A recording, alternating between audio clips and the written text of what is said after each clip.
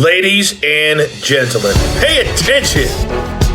This is your boy, the coach from the WWE. I would like to welcome you to the very first wrestling podcast in the world to take you on a weekly deep dive into classic matches along with legends of the squared circle. Enjoy the discussion. Enjoy the back and forth. There's so much to get into. Ladies and gentlemen, this is The Payoff.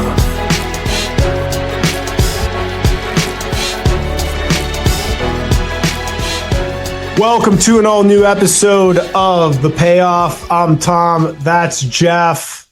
Jeff, did you just pick the Steiner brothers match because they're Michigan men?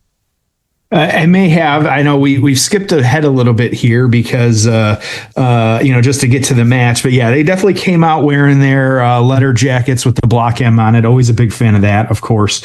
And so, yeah, that's, of course, one good reason. But we haven't really, as far as I could tell, we haven't covered a Steiner match in a long time. So it was time. Let's see here. We covered Scott Steiner. There was a 4-way match.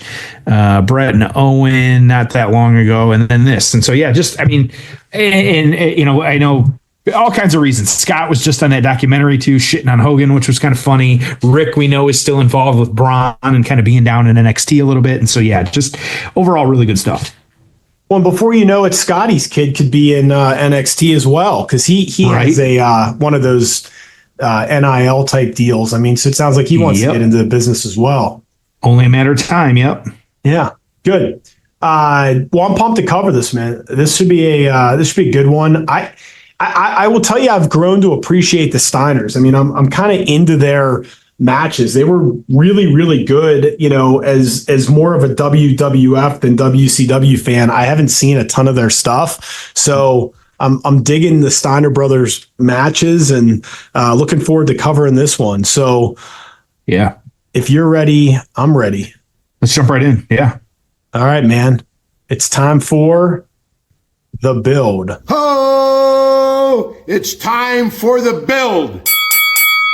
All right. So, WCW SuperBrawl 1, May 19th, 1991. We're in St. Petersburg, Florida. Of course, we're at the Bayfront Center. We got 6,000 in attendance. We started off with, and I'm guessing this is a dark match, Mighty Thor defeating El Cubano. The Fabulous Freebirds are going to defeat the Young Pistols to retain the WCW US Tag Team Championship. Dan Spivey is going to defeat Ricky Morton in 3 minutes. Nikita Koloff is going to defeat Tommy Rich in 4 minutes. Dustin Rhodes is going to defeat Terrence Taylor in 8 minutes, assuming that's Terry Taylor. Big Josh is going to defeat Black Bart in 3 minutes. Oz, better known as Kevin Nash, is going to defeat Tim Parker in 26 seconds. Barry Windham's going to defeat Brian Pillman in a taped fist match in 6 minutes. El Gigante defeated Sid Vicious in 2 minutes in a stretcher match.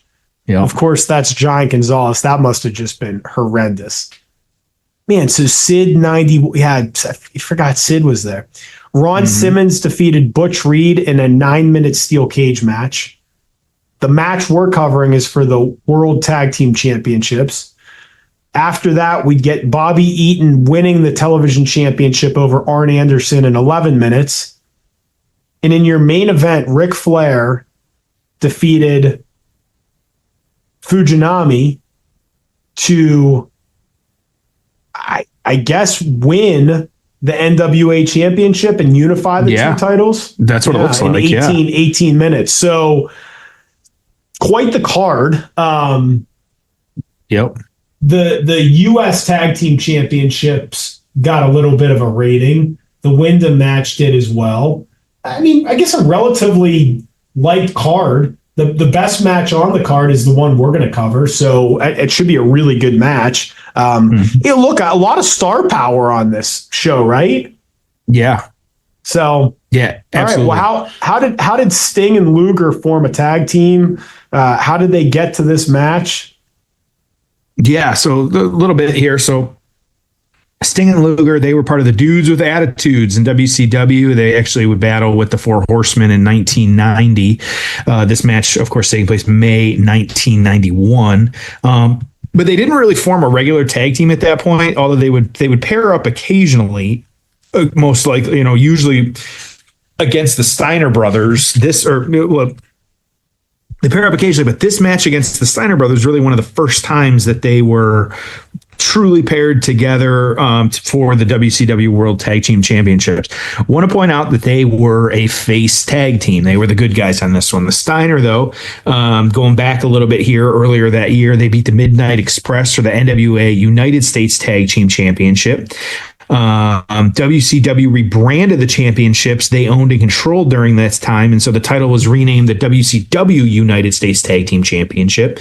Upon winning that again in February of 91, the Steiners, they actually vacated the WCW United States Tag Team Championships, and so they were actually the second team ever to hold both the WCW World and United States Tag Team Champions at one time.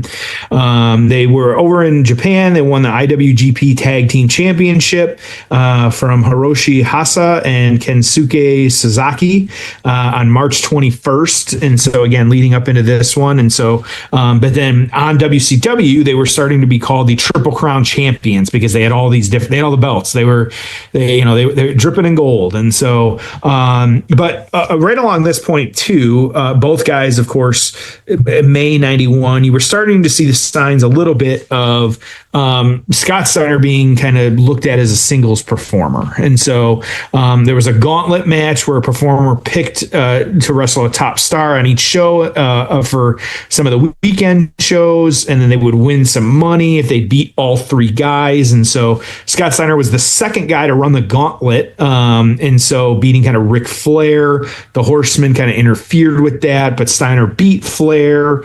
And so then he actually got a match earlier that year against Flair too. So Scott was kind of still tagging with Rick, but starting to kind of break out a little bit. Also, the Steiners faces as well. So this is one of the few times too where you're actually getting both teams as faces during this match. And so not necessarily, I think it'll play out a little different just because of that, but we will see what happens. Yep. Cool. I'm looking forward to covering this one, man. Should be a lot of fun. Yeah. Yeah, should be real good. SuperBrawl 1 on Peacock, hour and 45 minutes into the show. I got it pulled up. Let's do this. All right. It's time for the payoff. Oh, it's time for the payoff. We in for a treat, brother. I'm telling you. They're shaking hands. Oh, you know that voice. Gesture Dusty Rhodes. Sportsmanship. Dusty and JR on commentary. Luger and Sting both looking like action figures. Superheroes. Tag team championship Steiner brothers looking good. Power versus power. Kind of in that old 80s, 90s gear. Same stuff Bronson's wearing today. Tribute to his dad. Collar and elbow tie up. Test of strength there. All right, man. So we're off and running here, and Lex Luger now in the WWE Hall of Fame. Finally, this is ranked as one of his best matches ever. So there's a War Games match the War Games match was 5 stars, an old school one of those. But otherwise, this is right there. Along with 2 Ric Flair matches that he had, but this is right there, man. So this should be fantastic. Yeah, this was just a highly rated match, just all around, just because of what it is, and so really good stuff. Yeah, in this era, one of the things that I had never really thought about, but I mean the wrestling in WCW was absolutely better than it was in the WWF. Yep. So what year did this take place? What did we say? This is 91, I believe. Yeah. Okay. So yeah, I mean, you compare it to what's going on WWE. I mean, this wrestling's absolutely better, like the in-ring action. Oh yeah. But lesson to AEW that, who cares, right? I mean, it's not what moves the needle. WCW for years was second tier and had probably better in-ring talent, better matches. Didn't seem to matter much. I mean, Ric Flair's matches were better than Hulk Hogan's, but Hulk Hogan drew exponentially more money. And that's what, Tony Khan, if he wants to be profitable and build his business up, which he may or may not care about doing, but if he does, you need superstars. You don't need, Will Ospreay's probably never going to draw big money. But I'll tell you who does, Roman Reigns, CM Punk in his late 40s, Cody Rhodes, almost 40 years old. These larger-than-life characters, that's who draws money. It's funny, the AEW TV deal. The line is that, the Meltzer line is, well, $185 million a year they're getting for this TV deal. Okay. And that's Eric Bischoff said, well, wait a second here. The value of the contract, great match, by the way. Luger just getting got action right out of the gate. Yeah, this is fantastic. I think Luger might have been underrated as a wrestler a little bit. He had some really good matches if the right guys were in there with him. So Eric Bischoff said, well, wait a second here, $185 million for a TV deal. That is the value of the contract, but that doesn't mean that $185 million of dollars are being exchanged. Well, wait a second. What does that mean? What's the difference? Well, TNT, Turner, could have said, look, we're going to give you $100 million of cash, and then we're going to give you $85 million of promotion to promote your product. And we're going to promote you everywhere. I'm not saying that's what happened, but that's Eric Bischoff's belief, and he's very, very confident in that. Because, I mean, think about this. AEW and NXT do the same TV ratings, right? Give or take. I mean, NXT is actually doing better on CW. Doing a little better, but yeah. Okay. So CW pays $25 million a year. My God, Sting just sprinted across the ring and did a splash outside. There ain't nothing like it. There ain't nothing like it anywhere in the world. That was wild. Unbelievable. Sting brings this man back in. And Sting just looks like $1 million. The blonde hair, the just killer outfits, the makeup, all of it. So good, so good. I mean, it's funny. Like, you think about what Vince McMahon could have done with Sting in this era, because remember, WCW wasn't as popular.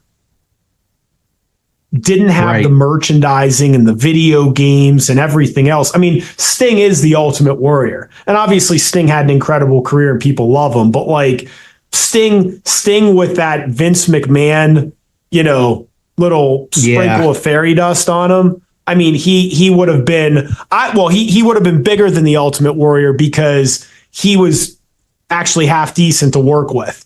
I mean, that Vince needed Sting in that Ultimate Warrior spot.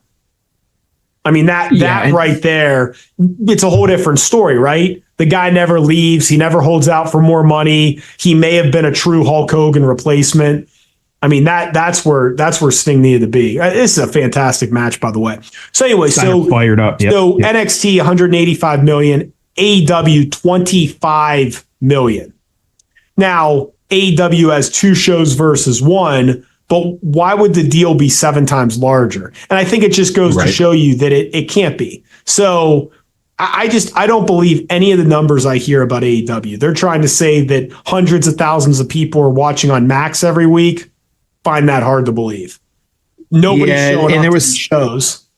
There was some discrepancy in that too. I'm sure you saw it too, where they're like, no, that's actually not the case. And then there was some other stuff. And it was a mess.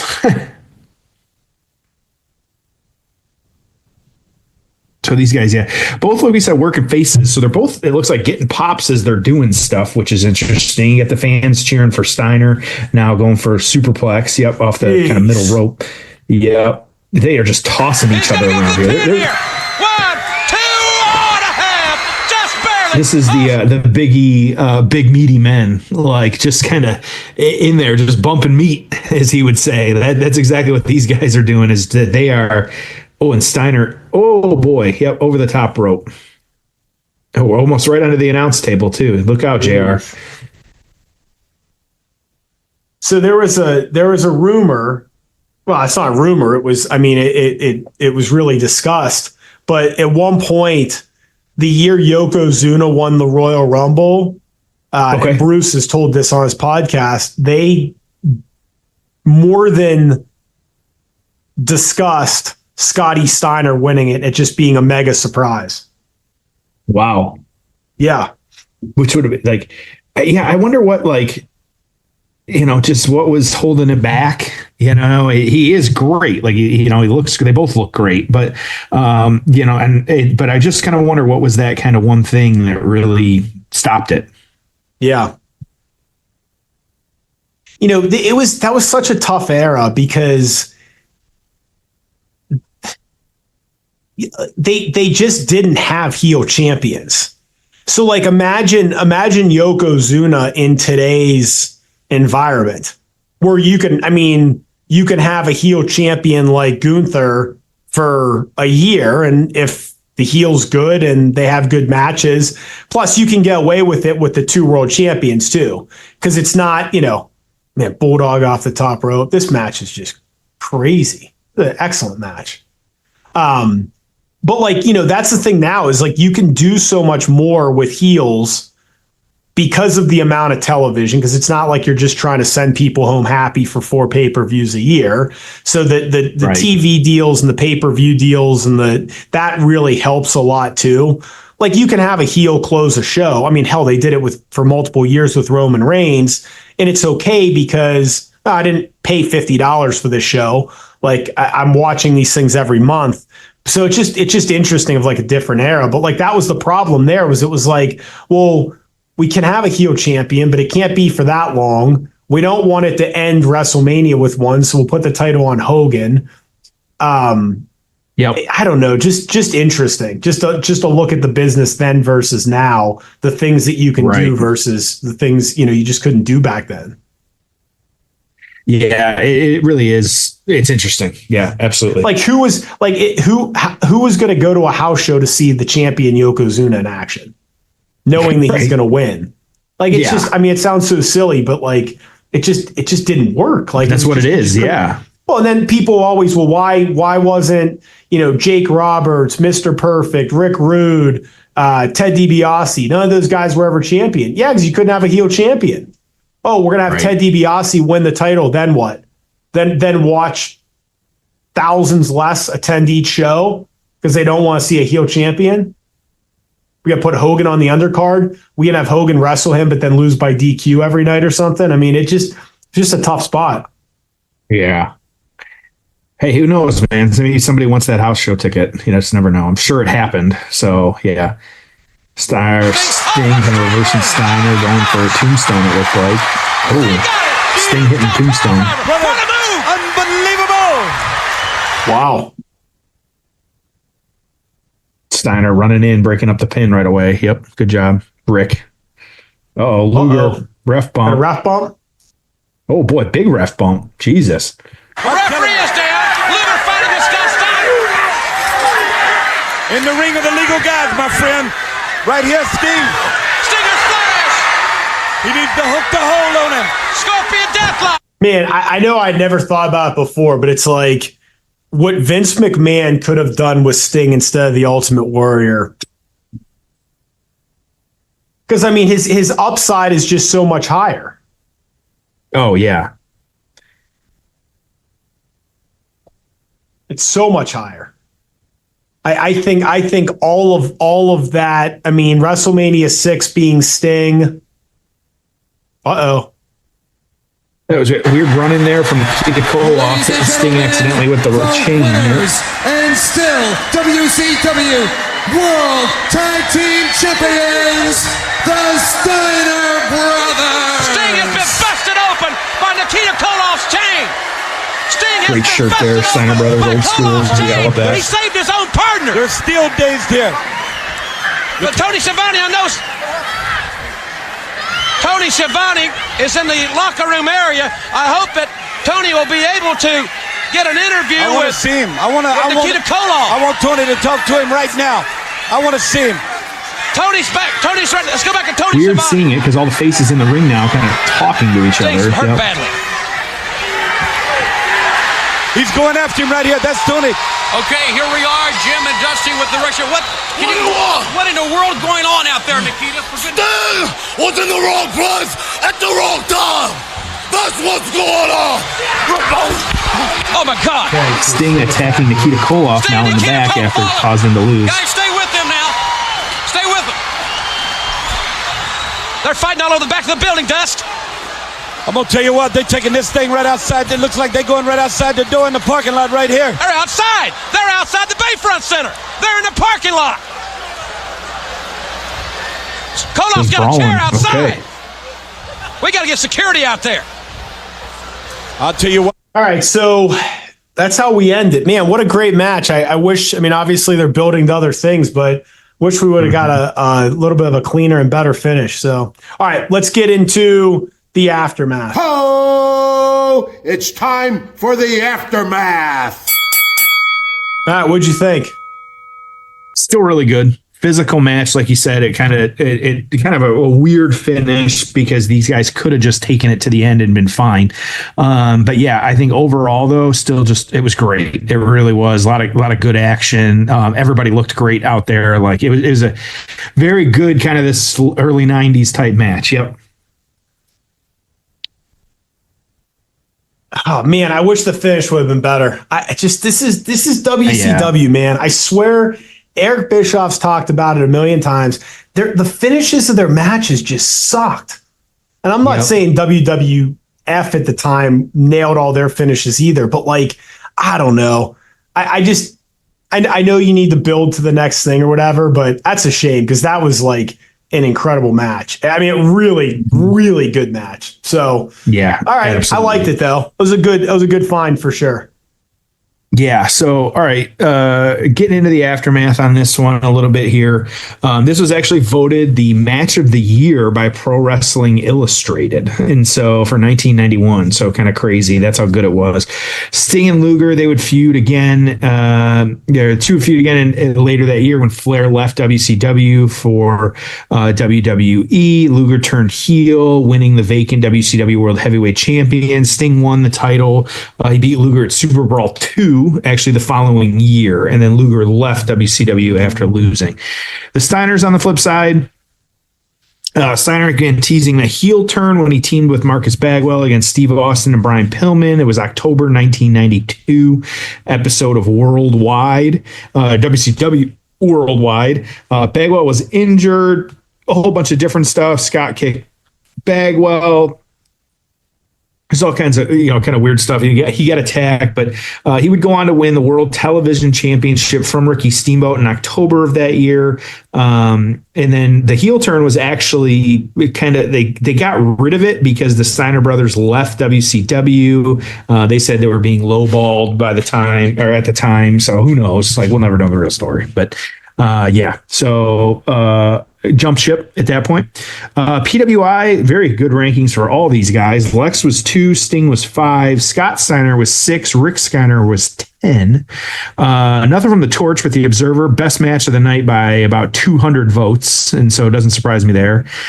Keeping it really surprised about a lot of things in this match. First, of course, is just how good it turned out to be, but also the amount of heat generated in the battle of baby faces. The heat was super. Far and away most of the show. Came the obligatory ref bump. The finish accomplished its purpose in that they need to move Sting and Nikita in a feud right away, but it was also a cheap non-finish that took away from what was one of the best matches of the year. 4.5 stars from your buddy Dave Meltzer. What are you going to give this one?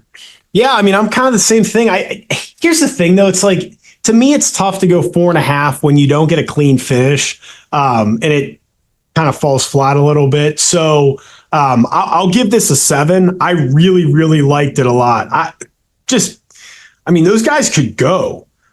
And again, my takeaways being, imagine Sting with Vince's, little sprinkle and then how much better most of the WCW in-ring work was during this era. Because you didn't get many good matches. Again, go watch any WWF pay-per-view up until like 96. There wasn't a lot of good wrestling at all. I mean, it was kind of bad. No. Yeah, absolutely. But overall, yeah, I'm at about a 6.5, maybe a 7. Not a bad match. It was just the ending kind of sucked. So many things that didn't come together after this, with the Steiners kind of moving and kind of things happening. It just, it wasn't anything that kind of jumped out. But I mean, they were a great tag team. Like, let's not get that wrong though. And so, but yeah, overall, it was just really good. Yep. Cool. All right. What do we got next week? I don't even know. I think we've got, yes, the ladies match. We're going to go to NXT 2014. And we know in the news recently, Charlotte taking on Natalya, actually. That's what we're going to be talking about. Oh, I remember that, Matt. That was a great match. I mean, I remember watching that at the time, just blown away. That was the first that someone can correct me if I'm wrong, but I thought that was the first women's match where it was like, oh, wow, they can wrestle. They can go. This doesn't have to be pillow fights and Playboy contests forever. And then the Flair, Bret Hart in each corner thing added to it too. Dude, it was awesome. Yep. So we got a little bit of that happen. What else? We got King of the Ring 93. I see that on our list here as well too, coming up. So we got some good stuff here. Yeah, that's Brett versus Razor again for the King of the Ring. So or during the King of the Ring. So we'll just see what happens. But good stuff. Cool. Well, this was fun. Appreciate everyone listening, and we'll see you next week on an all new episode of The Payoff.